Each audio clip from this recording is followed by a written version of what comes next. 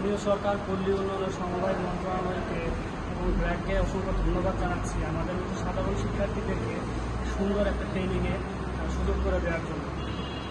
আসলে ঢাকা শহর একটা ওভার পপুলেটেড একটা শহর। তো এই শহরে রিক্সা বহুদিনের তুলনায় অনেক বেশি।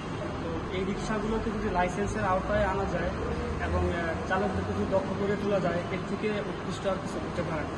তো এই জন্য আমাদের সাধারণ শিক্ষার্থীদেরকে এত সুন্দর একটা প্রোগ্রামে সুযোগ করে দেওয়ার জন্য আমি আবারও কর্তৃপক্ষকে ধন্যবাদ জানাচ্ছি।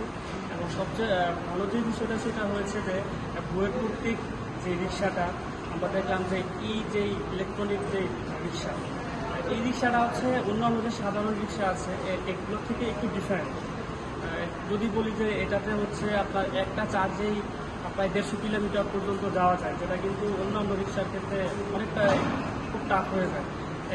এক চার্জেই কিন্তু হয়ে যায় এবং ব্যাটারির পরিমাণও হচ্ছে এই রিক্সাতে একটা, অন্যান্য রিক্সাতে কিন্তু প্রায় 4-5টা লাগে। সেক্ষেত্রে এটা কিন্তু কম খরচে খুব ভালো সার্ভিস দেবে। তো আমি আসলে এই প্রোগ্রামটা নিয়ে খুবই আশাবাদী।